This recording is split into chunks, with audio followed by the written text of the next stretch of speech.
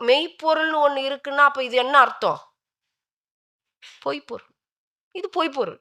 அதுதான் உண்மை.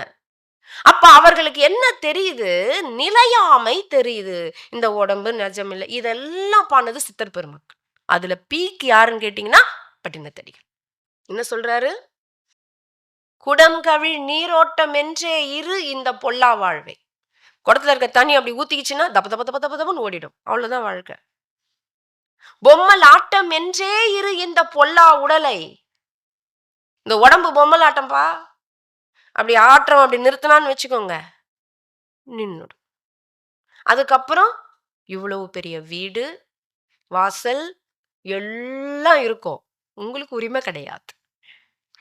கொண்டு போய் சூரியன்காட்டுல ஊரெல்லாம் கூடி ஒலிக்க அழுதிட்டு சூரியன் காட்டிலே கொண்டு போய் சுட்டிட்டு பேரெல்லாம் நீக்கி பிணமென்று பெயரிட்டு நீரினில் மூழ்கி நினைப்பொழிந்தாரே.